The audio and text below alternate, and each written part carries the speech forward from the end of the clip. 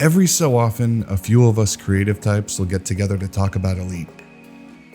The state of the game, what we're working on, and, well, sometimes why we play at all.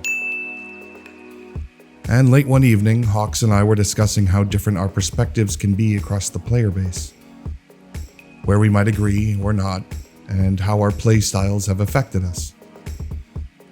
So we came up with this: 5 questions about Elite Dangerous. I have Hawks' answers here, but if you'd like to see mine, they're over on his channel, and I'll put a link to that down below. And I'm going to actively encourage you listening right now to go find someone you might not fly with very often and ask them your own 5 questions. You might be surprised.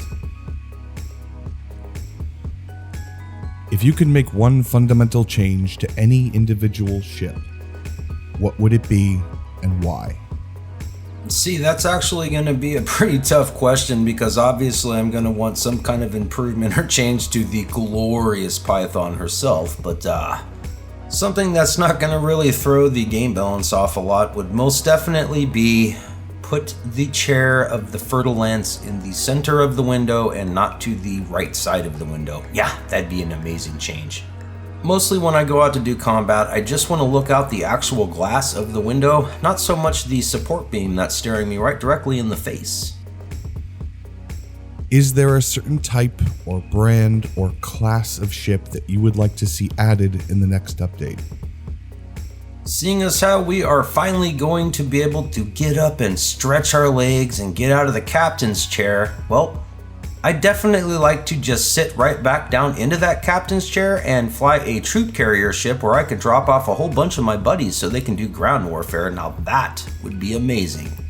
And just think, I could be only a single pilot of one single troop carrier and we could have an armada of those fly in and affect the BGS on a ground warfare level. Now that would be cool.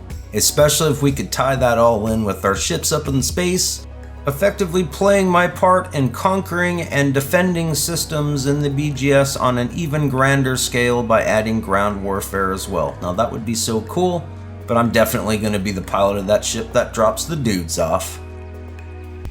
Based on complete speculation and theory crafting, what mechanics would you like to see added to Elite? If we are going to get into theory crafting, I might as well put on my tinfoil hat because we're going to have to talk a little bit about Raxla, the legend. I mean, is it going to forever be a tale that commanders tell around the campfire at night just to keep each other interested, and hopefully someday we're going to find it type deal? I'd like to see some type of mechanic legs that are the mechanics needed to actually find Raxla, or possibly maybe track down the legend so it becomes a little more real.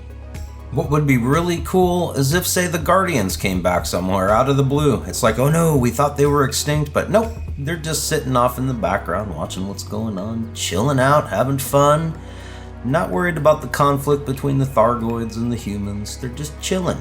But then we run across them and have a first-person contact with them. That would be pretty neat. And just think, the actual mechanic of having lakes helped us discover the legend and the possibility that the Guardians are, I'm wearing a tinfoil hat, so you know what I'm saying, right? Do you think we will eventually get NPCs fully manning the stations of our ships? That is certainly something that will become a reality in Star Citizen. However, I'm not quite sure about Elite Dangerous. Are they going to give the panels and things that we've seen in the background over our shoulder meaning? And if they have meaning, then what are we going to need to do with them? I just hope it doesn't turn into a situation where it takes something away from us, the commander, and what we're doing right then in the moment, and assigns it to an NPC, because I don't think I'd really be on board for that idea. Now, there is the flip side to that. It actually would be pretty neat if you could have a little NPC manning a panel somewhere off in the background. Say that NPC specializes in interdiction evasion. Sure would be nice to have him on board to actually help me escape from real players that are trying to interdict me, because the NPCs that interdict me are kind of a joke, honestly. Besides wandering around stations or settlements, what would be the best reason for you to step outside your ship on foot rather than in an SRV? In the very first FDev diaries that they put out on Odyssey, they describe to us they want us to feel the Neil Armstrong moment, the very first moment of stepping out on a planet for the very first time. I really hope that they do this well because I want to experience that. So the transition for me of going from the chair to stepping outside for me really needs to be done smoothly, and they've already said there's not going to be really any walking around and stuff like that in our ships in the beginning. So I'm basically crossing all of my fingers and all of my toes, and I'm going to be really hopeful that that transition from the chair to the outside experience is done well, because it's going to need to be in order to be the Neil Armstrong experience. Mostly it's going to be about game immersion, and the same reason why I fell in love with Star Citizen. Getting up out of the chair, that actually has meaning, and walking around and experiencing the world around you outside of a ship or an SRV brings me a bit closer to adding the realism to the game that I need to keep me interested in playing them.